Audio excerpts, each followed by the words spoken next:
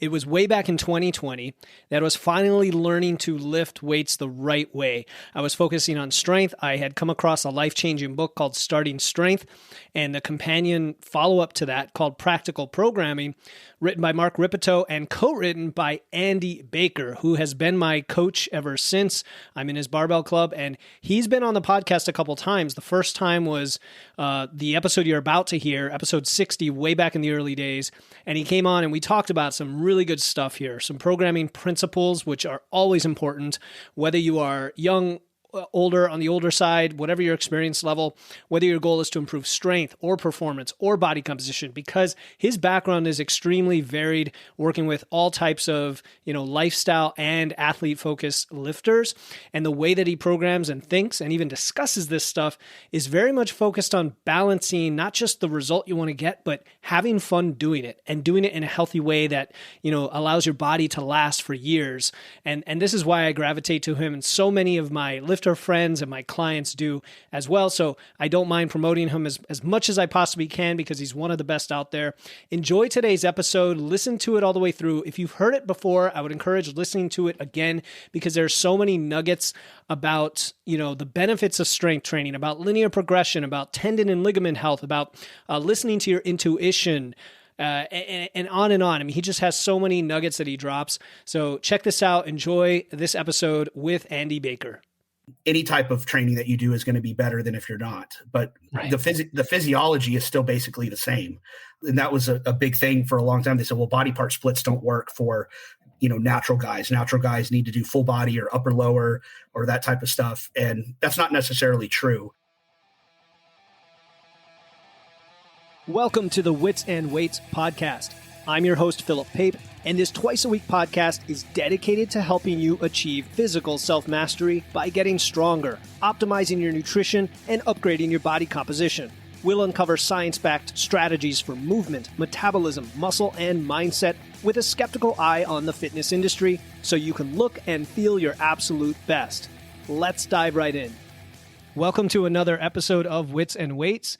Today, we're getting into programming and coaching with my special guest, who's none other than Andy Baker.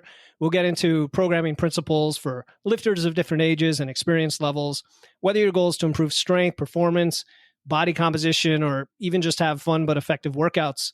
We'll also talk to about Andy's career as a coach, his opinions on training principles and methods, and what he's been up to lately. So if you don't already know him, Andy Baker is a highly sought-after strength coach, personal trainer, competitive raw and drug-free powerlifter, and co-author of 2 best-selling books on strength training that are also personal favorites of mine, Practical Programming for Strength Training, affectionately called the Gray Book, that he wrote with Mark Ripito of Starting Strength, and the Barbell Prescription Strength Training for Life After 40 with Jonathan Sullivan, a.k.a. Sully, and Andy hosts the Baker Barbell podcast. Andy's books and programming basically changed my life back in 2020 when I finally figured things out. I finally got my act together and got into barbell training, and I did my first novice linear progression. And I've since run several of his programs. My favorite, I think, is the KSC Method for power building, which I'm going to run again soon here. And I've been a group client of his online Baker Barbell Club since 2021. Andy has almost 2 decades of dedicated experience as a strength coach and personal trainer. He's coached hundreds, if not thousands of clients by now, ranging from high-achieving adult fitness clients to elite athletes. And he's a former U.S. Marine, a certified starting strength coach, and of course, the owner of Kingwood Strength and Conditioning, a private barbell-based training facility in Texas. Andy, man, it's a privilege to welcome you to the show. That was quite an introduction. I appreciate it. That's probably the best and smoothest one ever. That was great. Oh, I appreciate it, man. I'm going for that now with every guest I have, because you deserve it, man. So well, thanks. I appreciate it. I'm happy to be here. Yeah, it's going to be fun. And, I always have like 20 questions ready and I usually get to 3 and then we go off on much more valuable tangents from that. So let's hope that happens today. It's funny because my podcast is like that. Like I'll script out like an outline for the episode and it's like, and I don't know why I do this because I know it's not going to work. It'll be like 10 different topics I want to cover. And like an hour goes by and I've done like 1.5 and I'm like, oh, well, I guess we're going to have a part 2 on this. So, which is awesome. That's what we want from this. Yeah. This is not a highly produced show. This is real people here. All right. So, you've probably told your story a million times on podcasts. So I want to narrow the focus for folks here. you've trained since you were young. You went to Texas A&M, spent time in the Marines, became a full-time personal trainer and strength coach. Your gym's in the Houston area, right? Houston area. Yeah. And I guess what I'd like to ask you is, between the experiences you had with CrossFit, with the online forums, with your gym, when did you realize that this style of training and programming with barbells was the way to go? I mean, pretty early on. I mean, even in my early days before back when I was a teenager and early 20s and stuff, when you're just, before I was coaching anybody or anything, you're just training yourself. I mean, there's always kind of a recognition of what works and what doesn't, and so I always gravitated towards, the basic barbell lifts and such, even when I was doing like more bodybuilding type stuff. And that just came from, having a background in that, coming out of the sports world and that sort of thing. There was always a recognition that, there was a lot of value to squats and bench presses and deadlifts and that sort of thing. Really, regardless of what the goal was, that was a great foundation. And so, whatever style of training that I've done, which going from like, and this is, spans both me personally and with my clients, going from like bodybuilding style training to even experimenting with like CrossFit style training to coaching powerlifters, to just general fitness, general population types of people, that the basic barbell lifts have always been at the core of everything that I've done. And then the changes, or a lot of it, is just on the periphery, kind of on the margin, specific to that person and what their goals are. So, a lot of it is just, I always tell people, like, once you've done squats, I mean, you kind of know, like, if for a new person that's never, they've read all this stuff and experimented with different things, but like once they've done squats and seen the results from it, it's hard to like unconvince somebody that squats isn't, say, a superior leg exercise. It's like, you don't really have to convince people. You just kind of know. And so, that's kind of the way I've always felt about it, that, you can watch the changes happen with people. You get people's anecdotal feedback, from your own personal experience. Even if you're training purely for aesthetic goals, most people still like to be strong, even if that's, they're not necessarily numbers chasing or whatever. So those have always kind of been, at the core. Yeah. I want to explore that a bit, because probably a lot of people listening, and myself included, it took me 4 decades before I could figure out what worked. And I wonder, not that it came more naturally to, but I did CrossFit for 8 years and I did a bunch of squats there, but they weren't super effective for me. And so the question is, you said people naturally find this out, but it almost seems like they have to come across the right approach and work in the right, for example, weight range with the right programming, and be consistent about it for a while to see those results, to then feed that back into their mental loop of, oh, this works. What do you think about that? Yeah. Well, I think like with CrossFit, because I've had a lot of experience working with CrossFitters and such, and I've paid attention to it, from the early days. In the good CrossFit gyms, the good CrossFit coaches had a recognition early on that, like, the squatting and the bench pressing and the overhead pressing and the deadlifts and everything, that was really probably, 70, 80% of the results that people were seeing. The problem wasn't the lifts. It was the way they were programmed, or not programmed. And the fact that in the early days of CrossFit, it was all everything was so randomized that, you might squat, on March 1st and then not squat again until May or something. And it was just all, and it might be a 5x5 this time. And then the next time it was a 1 RM.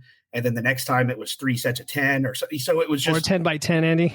Yeah. So it was just like, it wasn't the exercises that were the problem. It was the way they were programmed. And I think a lot of the good CrossFit gyms now, you look at them and they all kind of operate fairly similarly, which is that they have a structured, periodized, repeatable strength program, built into their WOD structure. So, Monday we're going to squat. Every Monday we're going to squat. And then we're going to follow that up with some sort of WOD.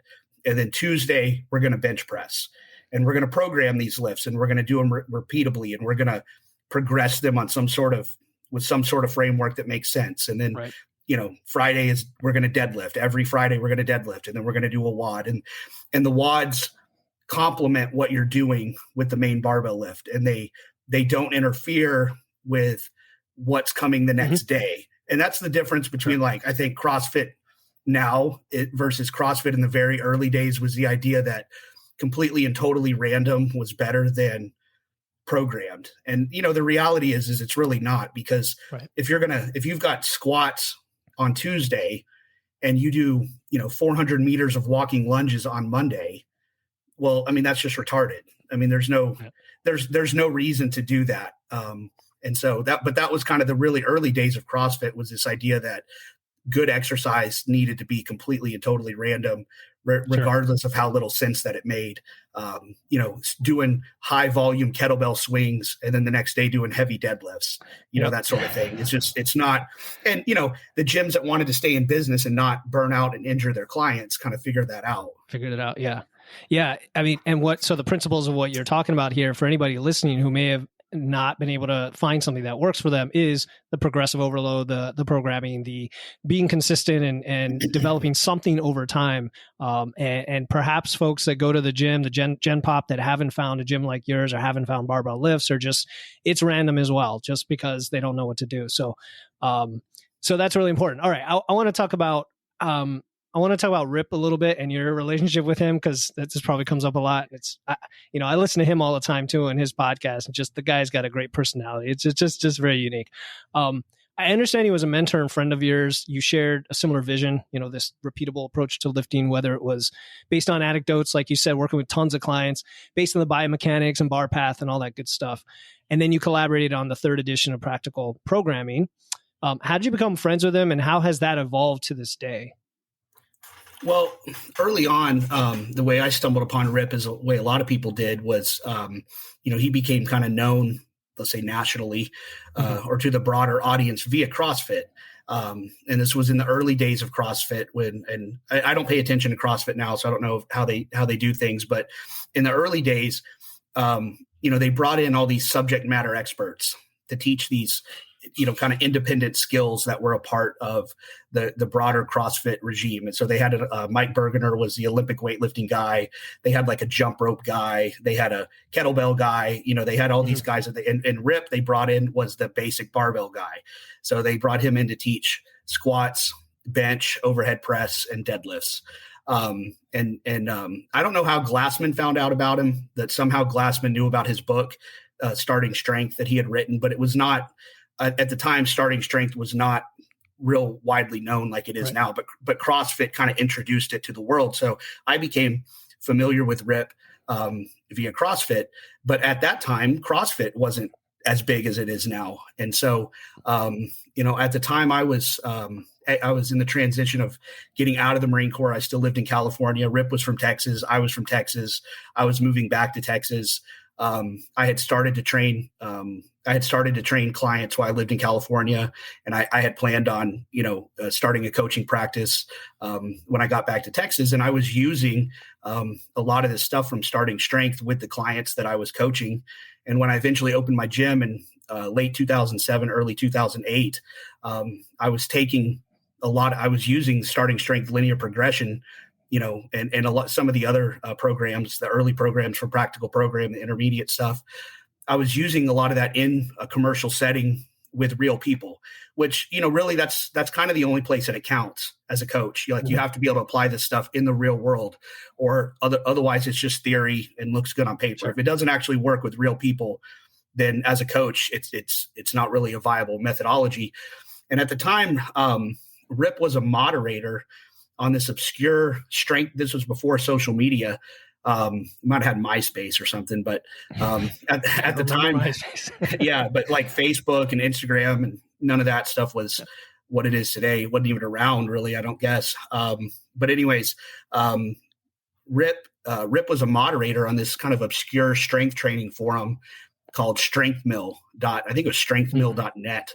And there, like, nobody went there. And so, but I somehow found it, and I was communicating with Rip on that forum, and he eventually bought strengthmill.com or strengthmill.net, whatever it was, and it became startingstrength.com. The forum, but yeah, the forums. And so I was communicating with him way back then about what I was doing at my gym in Kingwood. Okay. And at the time, I'm sure there were other coaches that were doing it too. I was just the only one that was doing it and communicating back and forth with him relatively frequently about what worked, what didn't work, what I was struggling with. And it's like one of those things where if he's doing it with a few hundred people up in Wichita Falls, and then I start doing it with a few hundred people down in Houston, if you do something with 10 people, you learn something. If you do something with 100 people, you learn more. If you do something with 1,000 people, you learn a lot more. So it was just one of those things where the more people that are doing it, the more you learn about it. And so we were communicating a lot of this stuff back and forth, especially on like the intermediate type of programming and all that, which hadn't been really all that fleshed out that well in the earlier editions of practical programming. And so then fast forward a few years later, and he wanted to do a rewrite of practical programming, basically because we had learned a lot, actually putting a lot of this stuff into practice.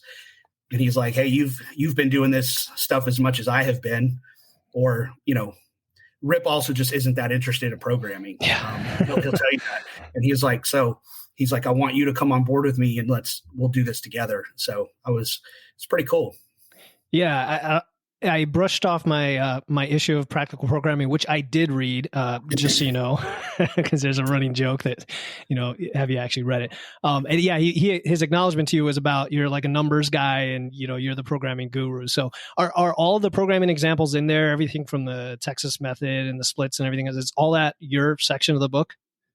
I mean, not the Olympic lifting stuff. Cause I told him, I said, that's not my, I think he did a lot with Jim Mosier, did a lot of the Olympic weightlifting stuff. Plus Rip is a lot more experienced with Olympic weightlifting than I am. It's just not my, I can teach people how to power clean and power snatch, but full Olympic weightlifting programming is not something that I do. But the rest of it, it was pretty much me, obviously with a lot of Rip's influence in there, but he pretty much let me take the reins on that.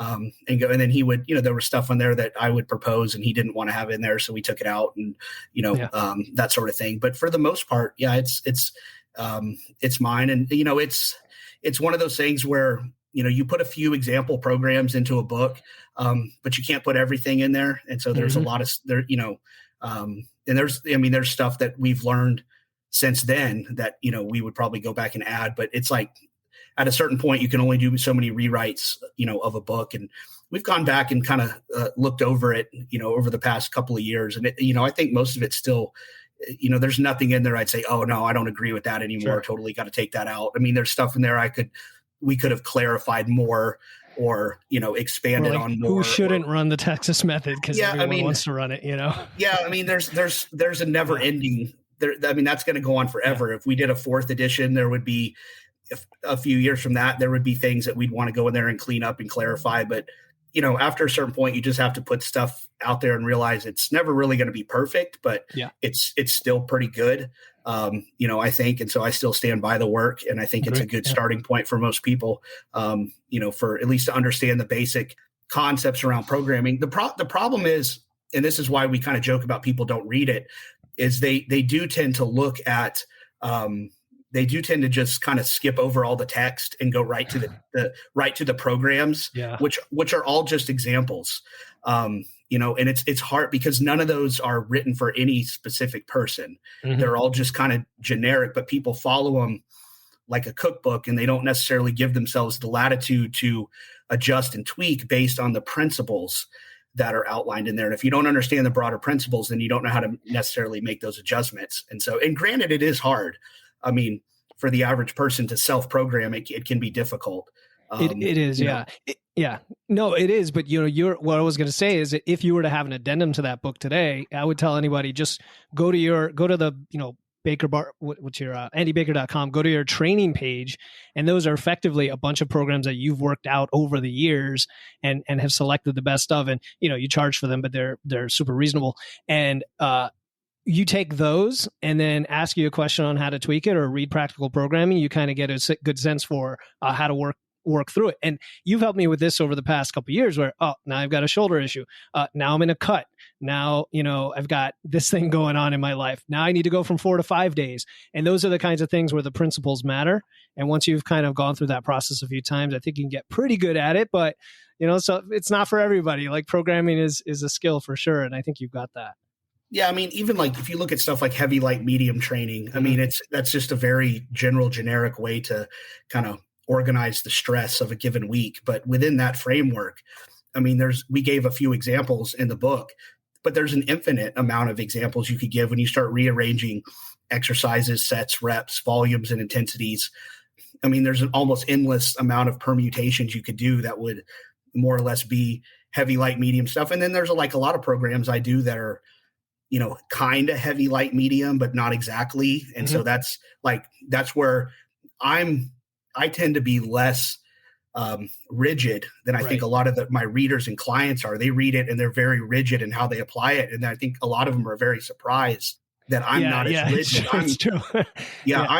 I'm more, I always tell people like I approach programming much more as an art than an engine, than an engineering standpoint. And I think a lot of guys, especially that are drawn to starting strength because it's so formulaic, kind of have that engineering brain.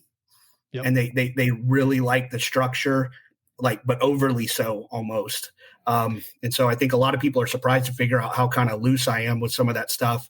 Because I've had people say, well, you said we were going to do a heavy, light, medium program, but this isn't. And I'm like, yeah, it's heavy, light, medium ish.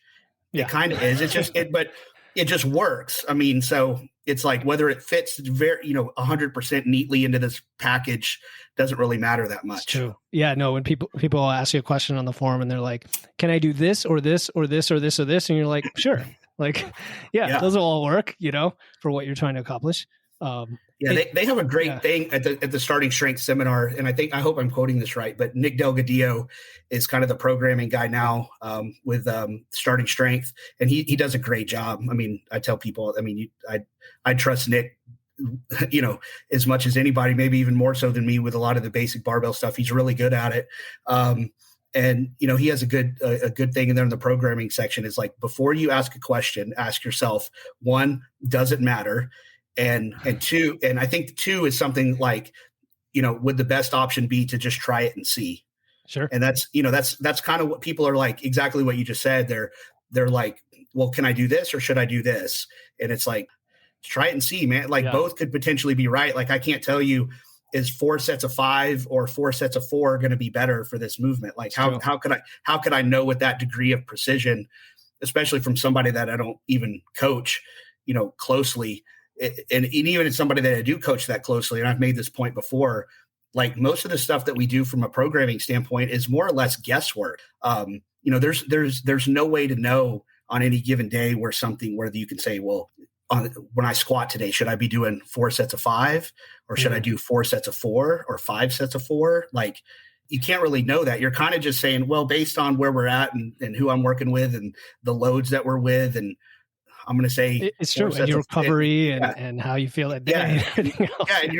You can't really pinpoint the exact level of stress that would be optimal. I mean, one of them is more right than the other. 4 sets of 4, 4 sets of 5, right? Like one of them's more right than the other, but we're kind of just guessing there. And over time, I think it probably evens out to where it doesn't really matter that much as long as you're kind of in the ballpark and you're really consistent with it. Right. Yeah. Are you 95% versus 90% may not be a big difference as long as you're getting to that 90%. The other thing I've seen a lot is that new lifters, they want to copy an advanced or, an advanced lifters programming, or they see what they're doing on social media, right? And they just want to look or perform like that person. So they're going to try to do that. And that's just one example. I mean, what are the differences between beginners who just don't know what they're getting into quite yet and don't understand their body or what their maxes are or anything else, or even intermediate, which I feel like a late novice, early intermediate is still pretty much a babe in the woods. I know I was. Between that and advanced lifters, and then the mistakes people make in that regard with regards to writing their own programming.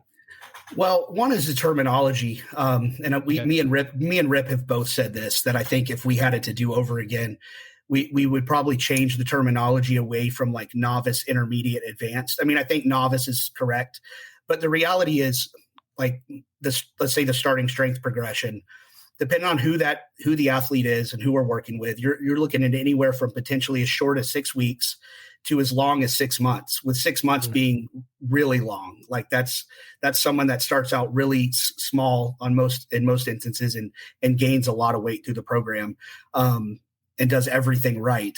but most of the time it's between probably eight weeks to 16 weeks, somewhere in there is probably more about right in terms of, so if somebody does a linear progression like that and goes, let's say 3 or 4 months, and then they kind of, phase out of that and they're ready for something more complex or just, structured differently, they're still a beginner.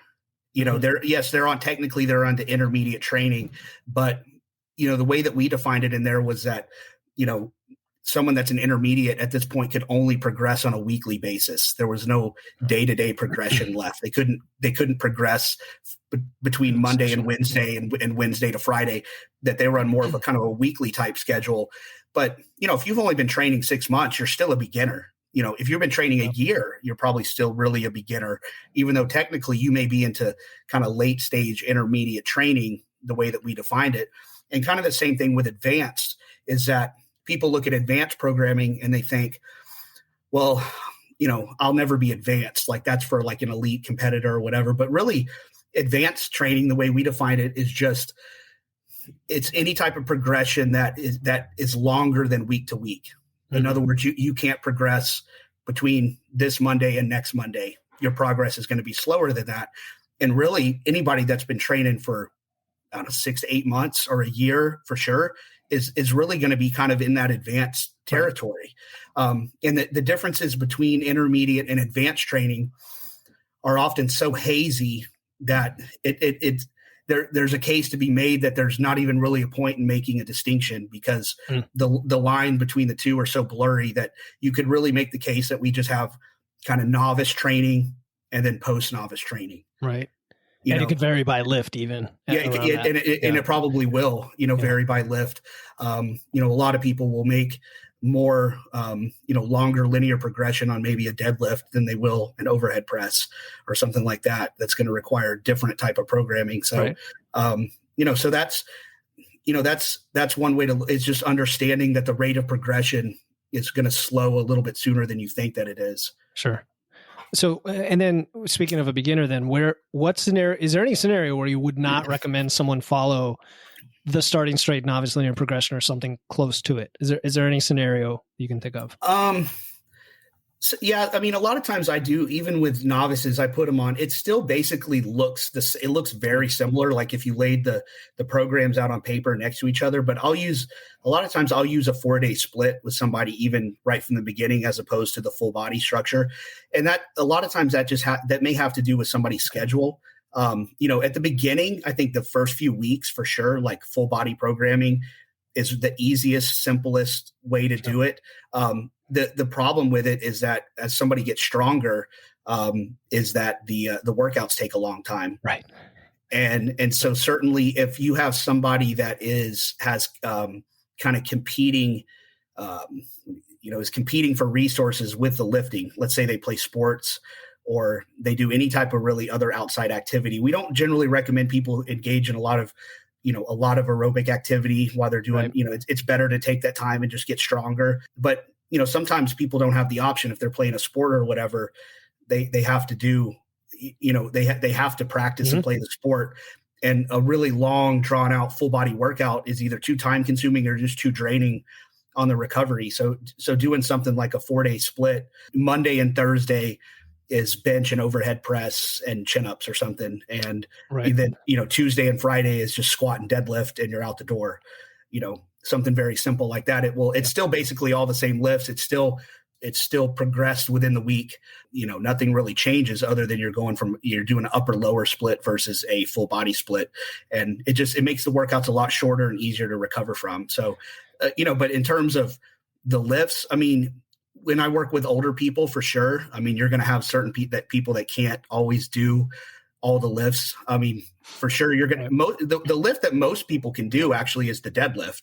So if I'm thinking in my gym where I get a lot of, in my coaching practice here locally in my gym, I get a lot of clients that are, 60s and 70s and even up into their 80s. And so, I mean, I'd say it's more rare it's more common that people come in and can't do at least one or two of the lifts the way that we prescribe them. I mean, it's pretty rare you're going to get a guy that's in his 70s that hasn't worked out in forever, that can low bar squat, overhead press, and bench press without any remediation. I mean, because things like arthritic shoulders and all that is kind of the norm almost with that population, with an unathletic older population. And so, they're not going to have the strength to squat a 45-pound bar or overhead press a 45-pound bar. So, but that some of that stuff's easily solved with just lighter equipment, having the equipment there where they can do a 20-pound overhead press.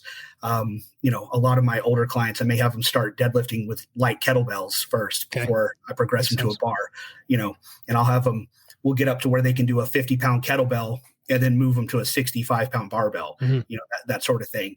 For a lot of people that are maybe listening to this that are, your clients are probably a lot of like mine, a lot of guys in their 30s and 40s. That's not usually an issue with that demographic. I mean, most of them can squat a 45-pound bar on day one, but a lot of my, if you're a coach listening to this, I mean, or you're thinking about getting into coaching, if you're going to coach people in person, you're going to have a lot of older clients that have a lot of issues, and you're going to be surprised how few of them can, squat a 45-pound bar on day one, or deadlift 65 pounds, which would be, 45-pound bar with 10-pound bumpers on it. That's going to be way too much for a lot of people. And so, or they may, even if they have the strength, they may not have the range of motion, or, things that people don't think about, being able to lay down flat on a bench. A lot of older people, they can't do that. They can't lay flat on a hard bench like that and get on and off. So you got to be creative in your approach. You still follow the same principles, but you're right. Yeah. And I'm pretty flexible in that. I really look for, instead of trying to force people into a certain movement, I look at, what can we do well? And let's focus on those. Let's not try to force you into this movement. I'm not going to jam the bar down on your shoulders trying to force you to do a low bar squat when I could just have you do a safety bar squat, or start you with a goblet squat, or a body weight squat, whatever it is. I'm just going to get you squatting, and then we'll kind of flesh out some of this other stuff down the road. Yeah. And I think that goes back to talking about this more as an art, in that you have to accommodate what people are coming from. And I know a lot of you guys in the club, we're in our 40s, and again, dealing with all sorts of little things, and you got to get creative. For me, it was recently a multi-grip bar instead of a straight bar for press, because of the shoulder issues. I have female clients that are maybe in their 40s or 50s who've never lifted, and can they have access to a women's barbell or 15-pound barbell? And that often at least lets them get started and progress up. You mentioned something about recovery, and you were talking about people who are maybe athletes who have other forms of cardio that they're doing in between. And you said maybe they need, 4 days versus 3 days. Just this week, I had a client make an assumption, and I was thinking of you actually. He said, well, I'm currently in a fat loss phase, so of course I can't do a 5th or 6th day. And I thought, Andy had me running the bodybuilding track when I was on a cut, and that was 6 days a week. And it was fantastic because each day was just like bite-sized, and I only had stressful movements maybe 2 days a week. And that allowed me to, spread out the fatigue and recovery. So let's just explore that for a second, so people understand that like the number of days per week doesn't always correlate to the stress, or vice versa, right? Yeah, because like the bodybuilding track that I do for a lot of the guys that are, strictly hypertrophy oriented, physique oriented, that's not something I would necessarily start a novice out with. But once you've kind of, you've got a decent base of strength established, and you're kind of looking to, go outside that a little bit, then, people will, without seeing the program, they'll go, oh my God, it's 6 days a week, I can never recover from that. But the workouts, the way that I like to train that style is with short, very intense, very focused workouts. And so, you're looking at a day where it's shoulders, and so that's not as stressful as doing squats, bench presses, and deadlifts, on a day. You might do a standing overhead press. That would be your initial lift on that day. And then you've got a series of, isolation type movements that are, stressful on the shoulders, but low systemic stress. You're talking about things like side delt raises, rear delt raises, maybe some shrugs, and you're out the door. And, I like, for hypertrophy, I'm not a big volume guy. I like enough volume, but I'm much more in favor of, high effort, a handful of very high effort sets for that type of training. And so the workouts are shorter and they're intense. But it is, to me, it's easier to recover from something like that, even though you're training more frequently. You're not training your whole body or even half your body 6 days a week. You're just just basically doing a body part. And you're using a lot of exercises that are not that systemically stressful. And so you can recover from it. And a lot of those workouts, if you're really focused and you're not scrolling around on your cell phone and you're watching your rest time and that sort of thing, I mean, you might knock them out in 30, 45 minutes and you're out the door.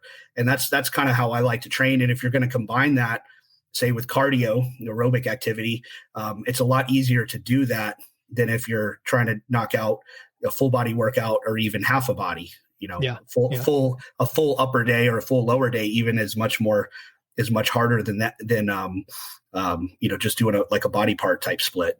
For sure. Yeah. No, and I've learned a ton from your approach here when it comes to stress, fatigue, recovery, and how we balance all of those. And then I guess the other aspect for older lifters would be the kind of the types of things that they shouldn't do during the week, potentially, to manage that recovery. Actually, my friend Tony Perry, you probably know him, right, in the Barbell Club.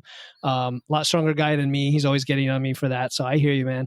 But he wanted me to ask you a question about tendon and ligament health in this context.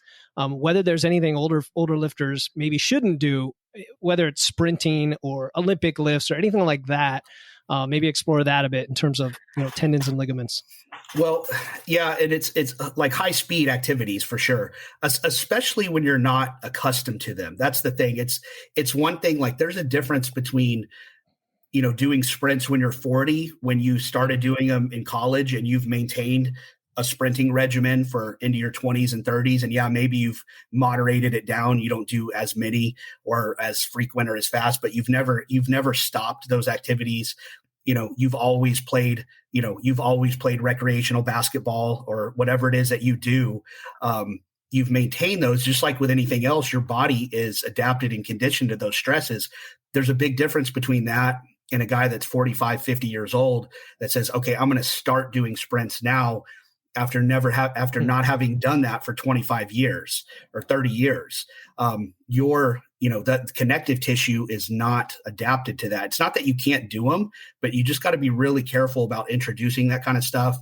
And you have to really weigh the risk reward of that sort of thing. Jump training is typically not something that I would necessarily do. I think sprinting is okay, but I always tell my older guys, and really this is really anybody over like 30.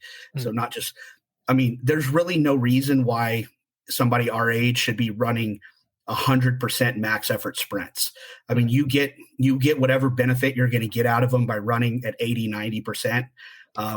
And you're without putting yourself at the risk of, and even if it's not a torn Achilles tendon or something like that, just a strained hamstring, those types of things that then, they're not catastrophic, but they're an annoyance and they slow down your progress by a lot. If you're having to nurse that thing for, 3 or 4 months, you can still train, but you're not training hard. You're having to always nurse it. It's always in the back of your mind, whether it's going to give or not. And so, there's certain things, high speed movements for sure, are something that I would be careful with, but I would say in terms of, protecting yourself from that, don't do things that you're not conditioned to do.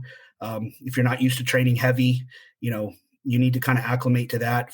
I think full range of motion is very important. I think full range of motion and using the lifts one of the benefits of a lot of these lifts that we do is that kind of weighted loaded stretch.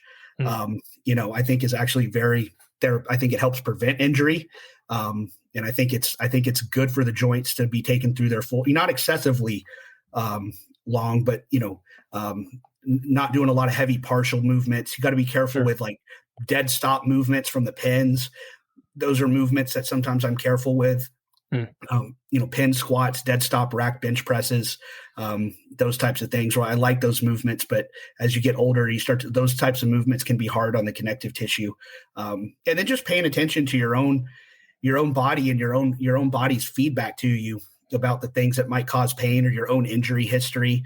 I've got a history of minor pec tears and one or two pretty, not major, but less than minor, pec tears. And so I've got some soft tissue issues, in my pecs that maybe you don't have or another guy doesn't have. So I'm more careful with certain movements just based on my own injury history than another guy has. If you've got a history of knee problems or shoulder problems or whatever, just paying attention to your own body, and kind of writing your own rule book for what you can or can't do. Cause there's certain movements that get demonized a lot, like dips or behind the neck presses or upright rows. And yeah, those are problematic for a lot of people, but I can do all those movements. And I've never had, I behind the neck press all the time. I've never had an issue with that, but that me being able to do it doesn't mean that everybody over 40 can behind the neck press. I've always had very free and open shoulder range of motion. And so that movement doesn't hurt at all. But I know a lot of people do. So I don't prescribe it universally, Yeah. No, exactly right. Not one thing works for everyone. And also, what you just said there is don't, some of us out of ego, I think, especially us guys, will push ourselves, especially if we've gotten really, really strong or made a lot of progress in one area. Maybe it's our big lifts. And then we go out like I did a few years ago and said, sure, I can trail run at 100%. And you realize kind of maybe you should have eased into it and worked up to it and trained for it. And the older you get, the harder it is to bounce back from those things. Hey, this is Philip, and I hope you're enjoying this episode of Wits and Weights. If you're looking to connect with like-minded listeners on their health and fitness journeys, come join our free Facebook community. It's a supportive space where you can share your experiences, ask questions, and access free guides and weekly trainings. Just search for Wits and Weights on Facebook or find the link in the show notes. Now back to the show. Yeah, I mean, I've been dealing with some plantar fasciitis in my foot since July of last year. And it came out of me not following my own advice. My son's a teenager. He's playing football now. So I was training him last summer for his upcoming, fall football season. And I had him out on the track running sprints. And I thought, like a good dad, like a good coach, I'm not going to, it's like 100 degrees, it's harder to go, it's harder to do that stuff, on your own. So I thought, like a good dad, a good coach, a good training partner, I'm going to run these sprints with him. We're going to suffer together type of thing. And so I was, during the workout, I was feeling pretty good. And I ran, I don't know what it was, 10, 40 or 50 yard sprints, but it had been a long time, since I had done that type of stuff. And then of course I got competitive with him. And we started instead of just running, the breaking point. We started actually racing. So I did a handful of, max effort sprints with him. Felt great. I woke up the next day and man, my foot, like I couldn't put my foot down on the ground. And at first I was like, man, I thought I had a stress fracture in my foot. And then, come to find out, it's just, I gave myself a pretty acute bout of plantar fasciitis. And then if you've ever had that, it's a pain in the ass to get rid of. You think it's gone and then it comes back and then you think it's gone and then it comes back. And so I've been dealing with that off and on since July of last year. So, it's not debilitating, but it's definitely annoying. And that just came strictly from not following my own advice, which was one, don't run sprints at max effort and don't do a high volume of things that you're not accustomed to doing. I violated both those rules and I've kind of been paying for it a little bit. Luckily, it's a minor thing. It's not, I didn't blow out a hamstring or, quad tendon or something like that. But, that kind of stuff can happen. Yeah, that reminds me of the suicide sprints I did in the beach a few years back. Same thing, you and me, buddy, let's go after it and see what we can do. And I'm not 25 anymore. Yeah. And I think to a degree, as guys and if you're, former athletes or whatever, you're competitive and it's easy to let the moment, kind of take over and you do things that you wouldn't prescribe to a client, but you wind up doing yourself or, in the gym, it might be, working up too heavy, you haven't been training for a while or whatever, and you decide to work up a little heavier than you should, trying to hit old numbers or pursuing too much volume or whatever it is. You're applying more stress than your body is able to recover from. And I think, especially when you're older and you're still pretty strong and you have been strong, I think you kind of hit this nexus where you're still able to apply a lot of stress to your own body. Like I'm still pretty strong. Like I can apply a lot of stress to myself, but I have to be careful with that because my recovery is not as good as it used to be. So I can I can still put up some decent numbers on some of my lifts. I just have to be careful about my volume and my frequency and that sort of thing, because I'm capable of generating a pretty big training stress, but my ability to recover from that same stress is not as good as it was 10 years ago or 15 years ago. So you just kind of have to learn, I think, as you get older. And we focused on this a lot in the barbell prescription, which was, everything's going to happen on your own individual timeline. And, that becomes even more true the older that you get, is that you really can't adhere to things that are too regimented and too cookie cutter. You really have to pay attention to, how is this program that I'm trying to follow, how is that affecting me? And that's one thing I always tell these guys that are like in my club that are following, a lot of the stock programming, is that's a good starting point. But give yourself permission to adapt and improvise and modify and adjust. You don't necessarily have to ask for permission to do that. If you're following a workout plan and you feel like, God, this is just killing me. If your intuition is telling you that it's way too much, then it's probably too much, and you don't necessarily have to ask, to shave off a set or two, or to back the weight down a little bit. You have to kind of pay attention to your own body. And I think that's one of the big mistakes that people make, is they don't give themselves permission to be at the end of the day, your coach is an advisor, or, that program that you're following is an advisor. I liken it to like a roadmap or a trail map. Like if I give you a map, a rudimentary map to follow that says, here's how you get from, we're out in the woods somewhere, and it's like, here's how you get from point A to point B, and you're going down that trail, and you come to a 2-foot deep puddle of water. It's like, well, go around it. Right. Exactly. it wasn't on the map, but don't just wade through it. Go around it. And I kind of like to try to tell my guys that follow these things, if you're doing this program and it says 5x5 squats, but every time you do 5x5 squats, you can't walk for a week, or your low back hurts, then don't do 5 sets of 5, do 3 sets of 5. People need to hear this. Yeah. Oh, they do.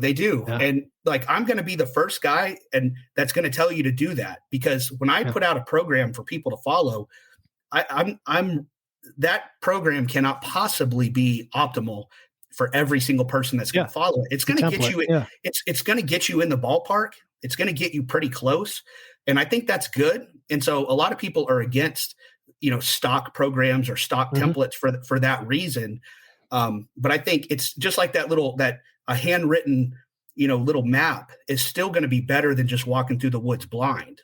But it doesn't necessarily include every obstacle that you might encounter. But it's going to get you closer than maybe if you're on your own, but it's not precise and it's not exact. Right. It gets about 80% of the way there. And then the rest of it is, taking this advice that you're sharing here, talking to a coach, having a trainer, whatever it takes to make those adjustments as you learn. It's funny you mentioned the GPS. Did you ever watch The Office, the US version of The Office? Oh yeah. Do you remember the episode where they follow the GPS almost right into the lake? Yeah. Dwight drives the car right into the lake, right. or Steve Carell does, whichever one. But they're driving it, and it's like, well, there's a lake here, and it's like, well, the road map said to go into it, and it's like, so they just drive into the lake. And a lot of people do that with their own training, and it's like, you have to I think that's a big problem with, I don't know, there's something about the online world that's created that, and I think some coaches would take it as an affront to their own programming skills if their clients want to modify what they gave them. But you just have to recognize that, unless you're working with somebody like me working with Shelly, who's a very high level, competitive athlete, at the world level. But, God, I've been working with her very, very intimately for 6 years.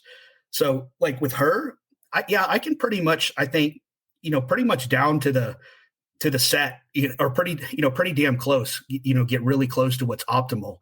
Yep. But that has come from a long relationship of programming for her. And now, she's been doing it long enough where, her feedback now to me, I listen to it a lot more than I would have in year one.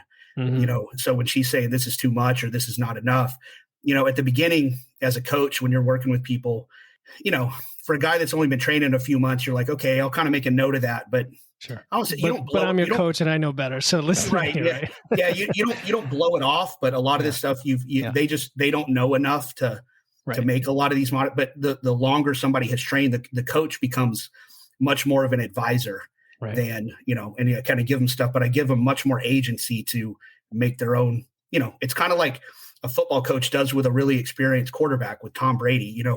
The coach is not going to script out every play for him. Yep. He's going to give him a lot of agency to go out there and call audibles, or call his own play, call a pass when a run was called, because that's what the defense showed, that type of thing, where you may not do that with a rookie quarterback because they're going to make a lot of mistakes. So there's a lot of analogies in this from sports that apply. Yeah. Phil Jackson and his team, same thing. Hey, speaking of your program, so you talked this whole idea of templates versus customizing. I guess one of the things I like about your KSC power building program is it's not really a template. It is very flexible. It's like, here's a bunch of things you could do on Monday. Here are a bunch of things you could do Tuesday. Follow this framework, but then you get to choose, which some people may find frustrating because, like, oh, this guy's telling me that I have to now figure it out. But I like that. Well, I mean, what is your favorite program of all the ones you've ever written? I actually like that one a lot. That probably is my favorite. Cool. Just because I've used it a lot personally. Probably my strongest that I've ever been was probably when I was consistently following that 852 programming for the main lifts. And for the reasons that you just kind of laid out, I like that program because it provides, there is a pretty good amount of structure on how to do the main lifts. So it keeps you from, I don't like a program where you just walk into the gym and you're just guessing, you don't want to leave it to the client to just guess, whatever feels good today. So it provides some structure, but it also gives you a framework to do if, your ability is just not on point that day, and so a good program provides that of kind of what do you do if you get out there and, you're supposed to do X, but you can't that day. Like, it kind of gives you some direction on where to go and how to handle that when progress starts to slow down. So it gives you a little bit of rigidity and some structure on the main lifts. But then on the margins, it gives a lot of flexibility to choose exercises that you prefer or that fit your equipment situation. That's one of the biggest things, like doing like hypertrophy based programming, is what equipment do people have? Right. Cause there's so many machines. Or they're in a garage gym and they have a barbell and some dumbbells and maybe some janky cable station or something. Versus if they're in a really good commercial facility where they have everything, this kind of gives them a framework of how to implement some variety, but also not to get carried away with variety. Here's a couple of accessory movements for your chest. You maybe need one or two, but you don't need 10. Type of thing. And so that's an area where people with too much variety will get carried away, and they'll lose focus on the big picture stuff, and focus too much on the smaller type of things. But so I like programs like that have some rigidity, but also have some flexibility and some on the margins.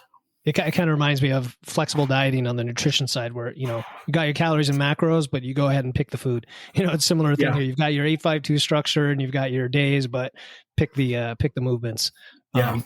So after working in this field for, I guess, at least 2 decades now, a couple of questions I wanted to pick your mind about. One is there anything that you've completely changed your mind on that you used to feel strongly about? And then the other is there anything new that you're experimenting with that maybe we haven't heard much about from you?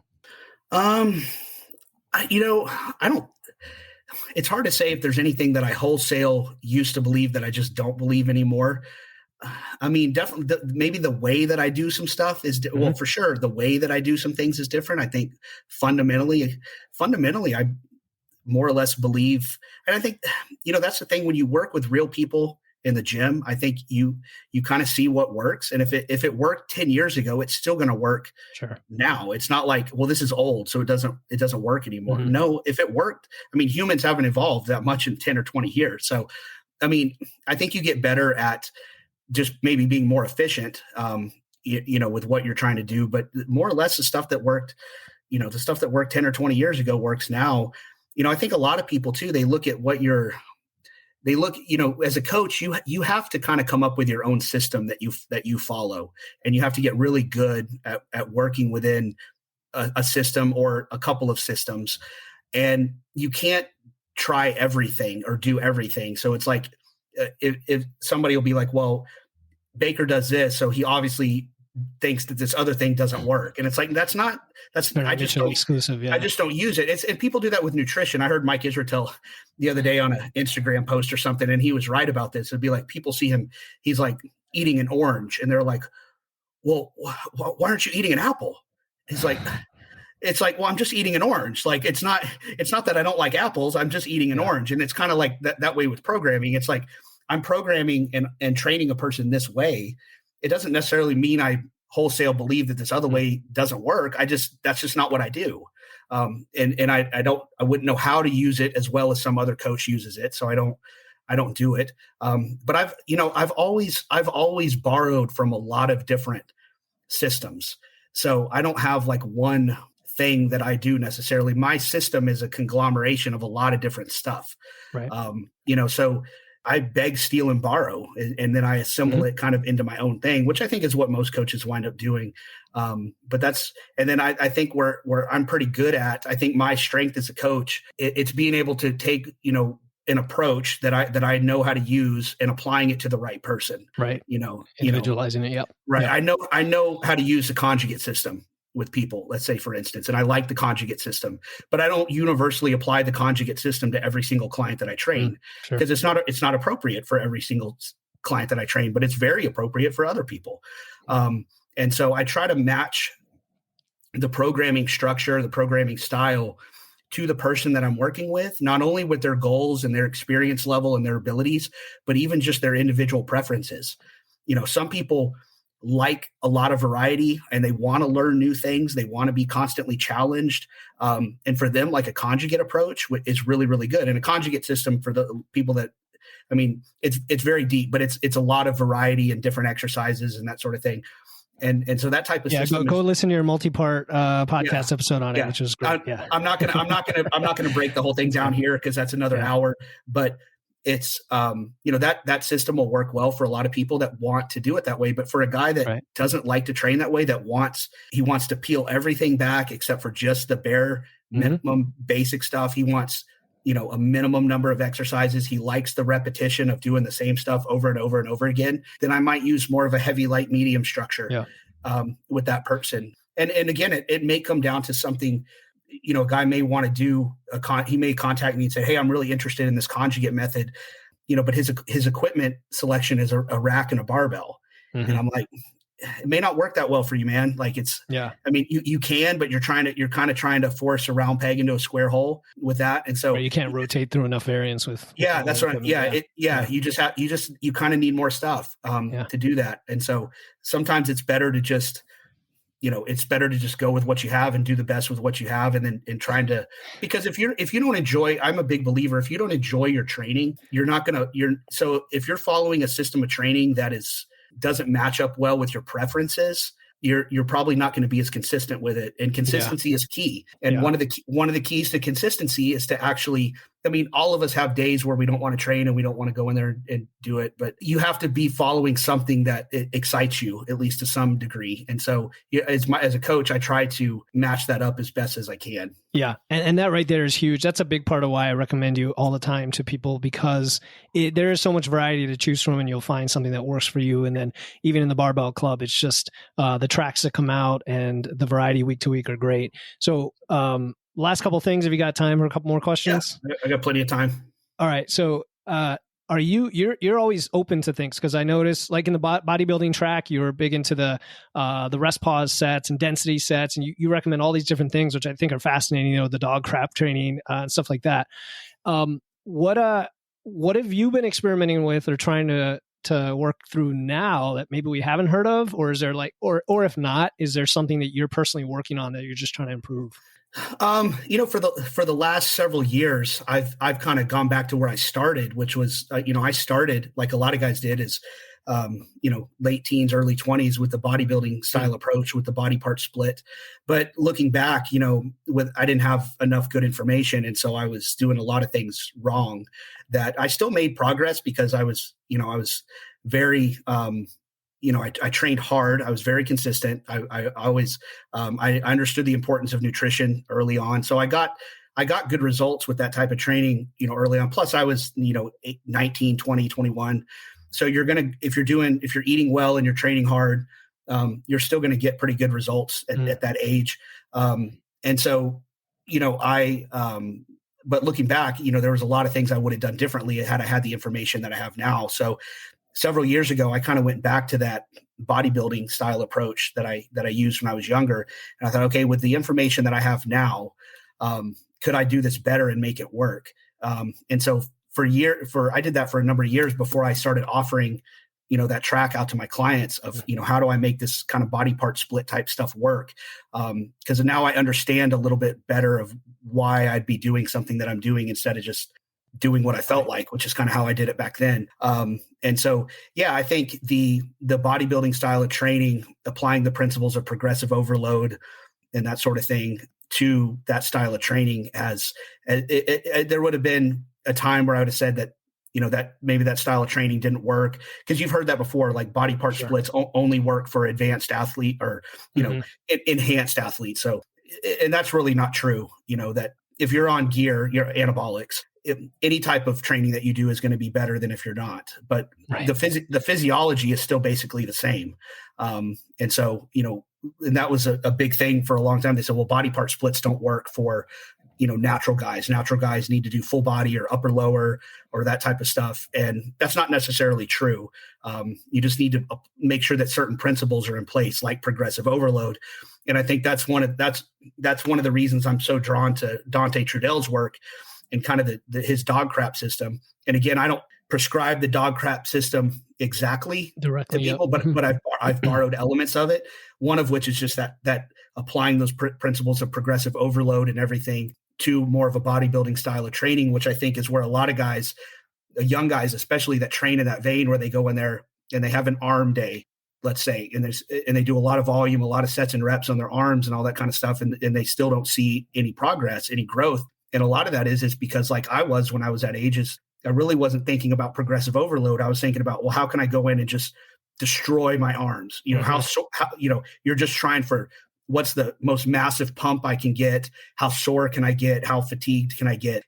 It's not a good workout unless that body part that you're training is just destroyed, and that was kind of what a lot of the bodybuilding magazines and stuff back in the day preached, which you have to just absolutely destroy a muscle, as opposed to now my thinking is more, you have to find certain exercises that work really well for that, for that muscle group. And then you have to apply the principles of basic progressive overload to those exercises. And we think a lot about progressive overload on squats and deadlifts and that sort of thing, but we don't necessarily think about it on our cable tricep press downs or our barbell curls. Those types of movements, people just go in there and they just knock out 3 or 4 sets of 10 reps and then wonder why they're not growing.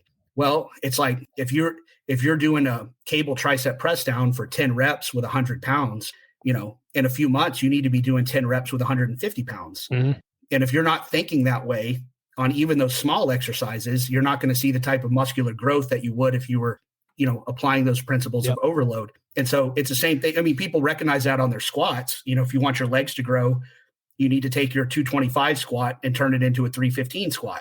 225 for 5 needs to become 275 for 5, needs to become 315 for 5, needs to turn into 405 for 5. I mean, that's where muscular growth occurs on those lifts, but it applies to every other lift. If you're trying to get your chest to grow and you're doing a dumbbell bench press, like if you're doing the 60s for a set of 10 today, well, in a few months, you need to be doing the 80s for a set of 10. Exactly. Yeah. So those principles that we apply to the barbell lifts apply to every other lift that we're going to be doing, when you're trying to do that bodybuilding style approach. So I went back and kind of retraced my steps of kind of training the way that I used to train, but applying some of this stuff, some of these more scientific principles to that training and seeing if I can make it work. And even getting away from the barbell stuff entirely, just to see if I could elicit an adaptive response without them. Yep. And you can. It's not great for strength. Your low bar 1RM is not going to go up if you don't train your low bar 1RM, but you can still, I wanted to see, can I actually grow doing a lot more machine-based and dumbbell-based training and that sort of thing? Because I knew I could with the barbells. I wanted to see if I could make it work, kind of with the bodybuilding type system, more physique level approach. And it does work. Yeah, and you have some really nice features in that program. From what I can recall, it's been about a year since I read it, but it had the top set, back off set approach, right, in the bodybuilding track. And you'd go through a certain progression for 6, 8, 12 weeks. What is it now in the program before you start to switch it up? It's something like 6 weeks, right?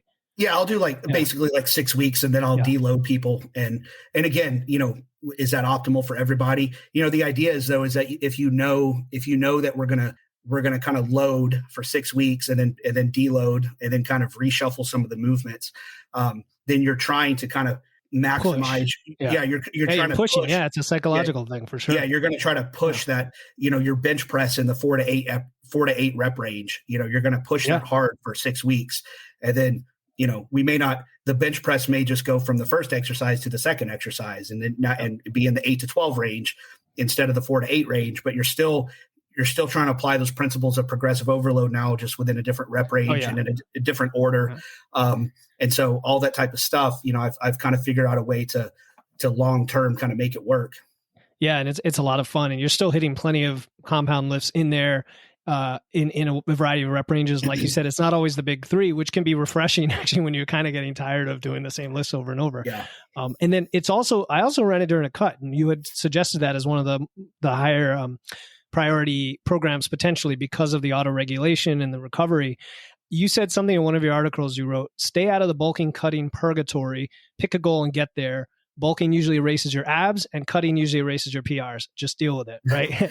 And I'm always having arguments with people about bulking and cutting, and myself too. And me and Tony, he's like, "Stop cutting, man. You gotta gain." And I'm like, "Well, I don't want to gain 40 pounds and keep going up. I need at some point get a little bit leader." Well, so yeah, and that's true. I mean, the bulking and cutting thing, not that it doesn't work, but I think what happens is guys just hang out in the middle for too long. Yeah. So they want to drop the body fat, but they don't do it long enough to really get lean. Because what happens is you get a few weeks into that diet, and your strength starts to go down a little bit. And so you have to have a system of training.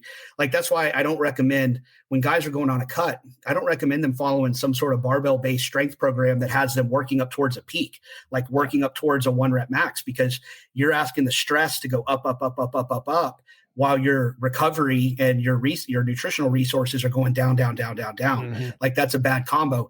So you have to figure out a way to train that allows you to still train hard, because you need to train hard in order to maintain the muscle mass, but your absolute strength, like your PR 1RMs on your lifts, are going to go down. And I honestly wouldn't have guys even mess with that. You don't need to be taking out squat 1RMs while you're on a cut. Because 1, they're going to go down. 2, it can be dangerous. If you're really dieting hard and you're depleted, you don't need to be going down and doing those types of lifts. So you need to be training hard, but within a specified rep range. I do like to push the lifts close to failure, but not. It's relative. It's relative. It's within the 5 to 8 rep range, or the 8 to 12 rep range, not in the 1 to 3 rep range. And when you get there, that you find that the load on the bar, I don't want to say it doesn't matter. It does matter. You want to try to maintain your strength as much as possible, but within those kind of medium rep ranges, not your 1RM maximal strength, because that is going to go down if you're on a prolonged cut. And so you just got to kind of get that out of your head and really stay focused on the goal, which is, if I'm trying to get lean, let's just get lean. And then once you level off and you start going back into gaining again, a lot of that strength is going to come back. Right. I do think that there's a lot of utility. And if you're kind of in that, your body type is such, you've got some muscle, you're kind of strong, but you're kind of fat, and we'd like to be less fat, but you're still not, your strength is still not where you want it. And so people are like, well, should I just keep gaining weight, or should I lean out? And honestly, if you're in that zone, usually I tell people to do the lean out first, like get lean. And then, because that actually, if you get nice and lean, you're actually going to be more anabolic to start a bulk later. Like, that bulk is going to be more effective going forward. Your body's actually your insulin sensitivity is going to be better when you're leaner. So you'll be able to eat more without putting on as much body fat when your insulin sensitivity has been fixed. Yeah. You have a lot more runway. Yeah. Yeah. If you're fat now and you start bulking, probably your insulin sensitivity is not good. And so if you start trying to go into a big caloric surplus while you're kind of fat now, you're just going to get fatter. I mean, you still will probably get stronger, but you're going to get to a point where, yay, my squat went up 50 pounds, but man, I'm fat and I don't want to be here, and it's like, so you're going to be in a better place to add that muscle if you start off a little bit leaner. So it can be better to cut first because, again, your insulin sensitivity is better. A lot of times your testosterone is going to be better. I mean, I think we know now that, being obese is one of the leading causes of having your, having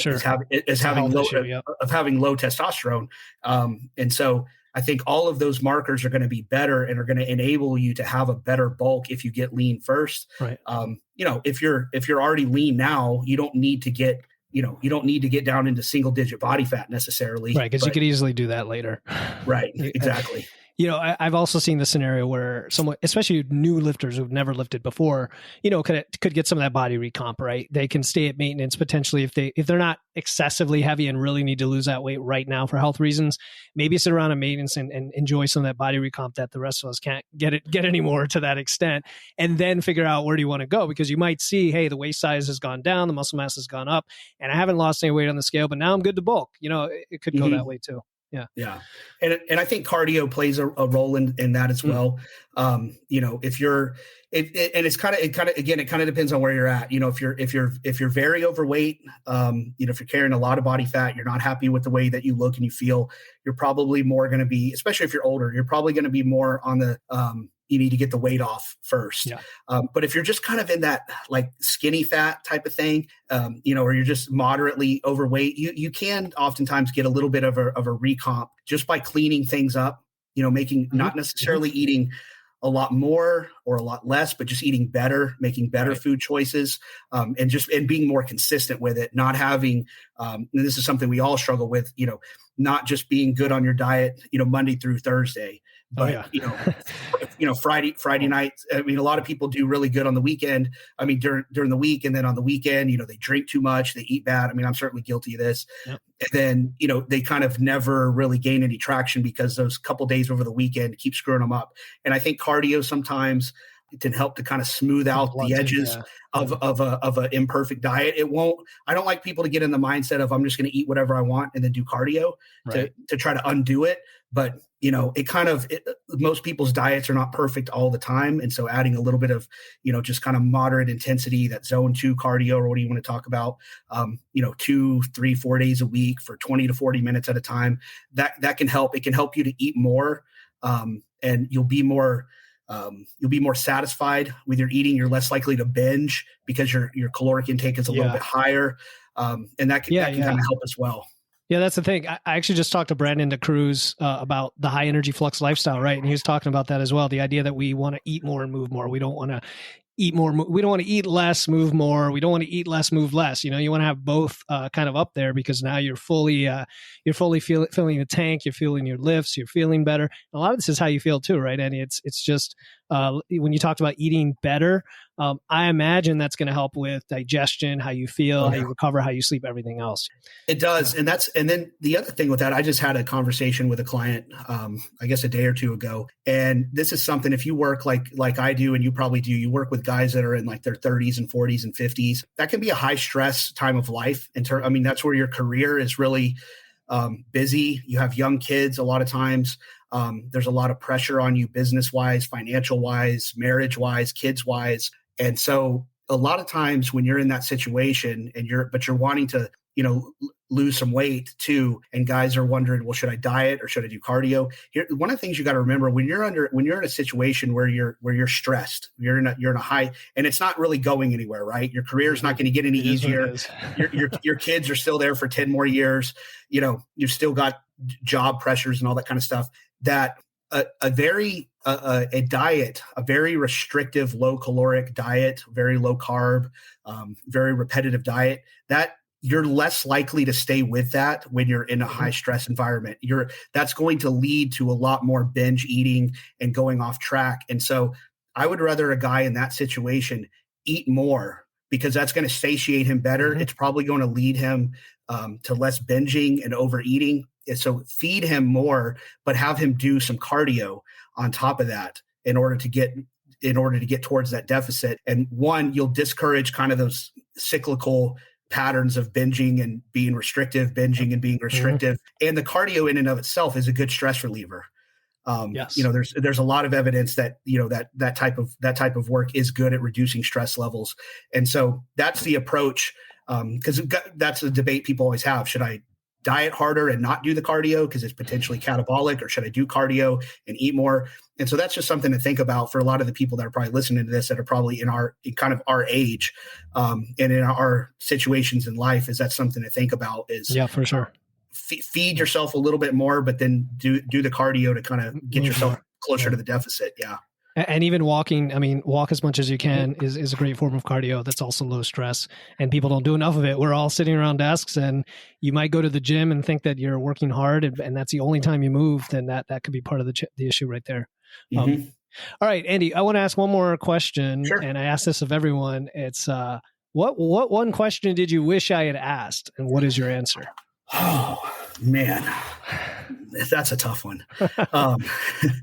I don't know. Where can I find out more about your stuff? I don't know. Oh, that was going to be my last question. No. That's the last question anyway. I know. I went straight to it. Yeah. No, I don't really know. I mean, I've done so many of these podcasts. Sure.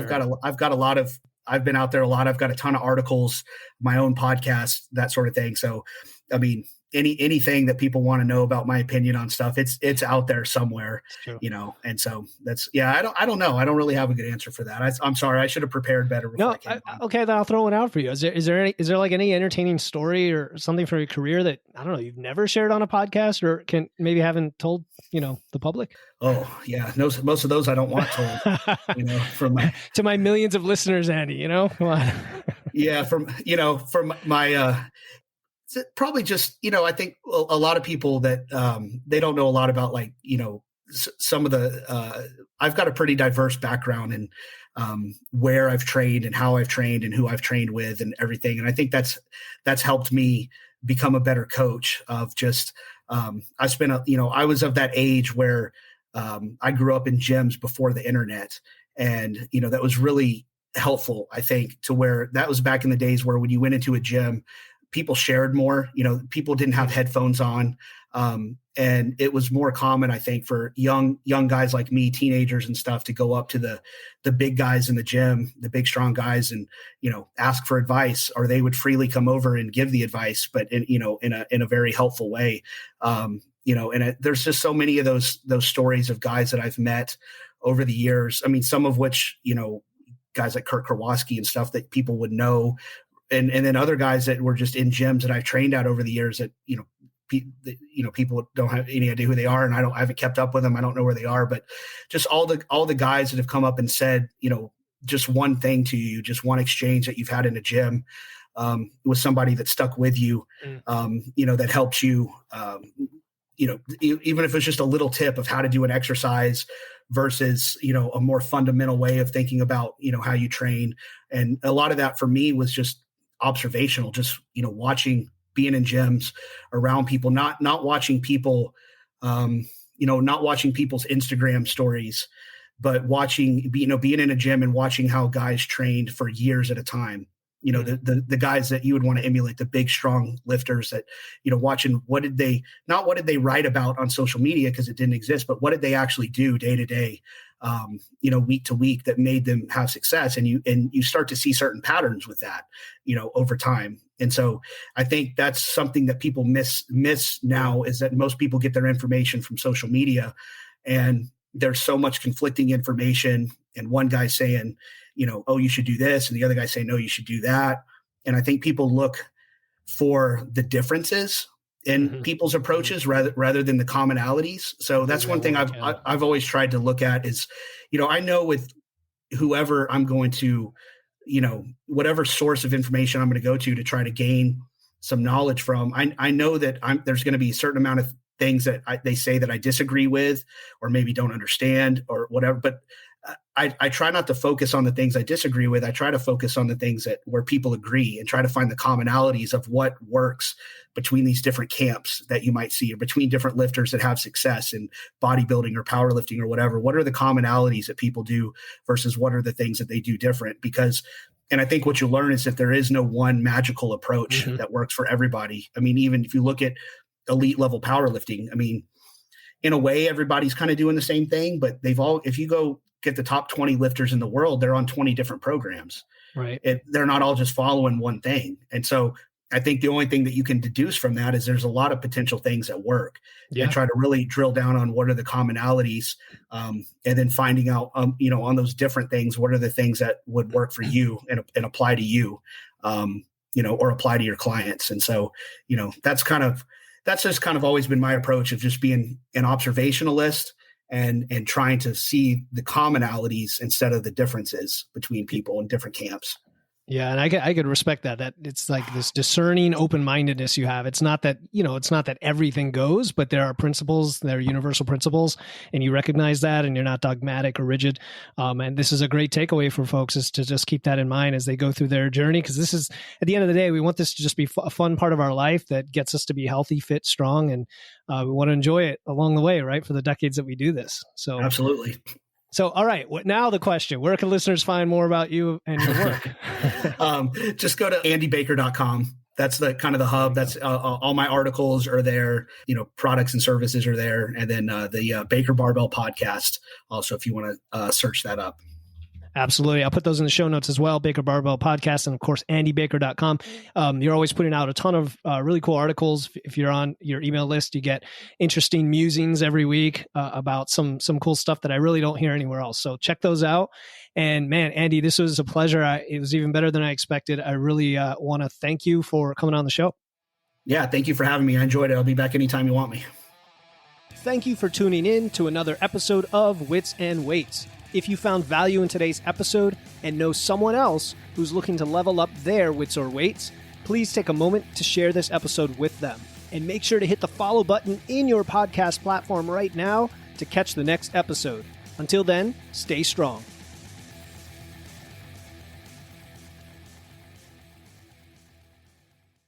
Hey, before you go, I want to let you know about a free resource I have.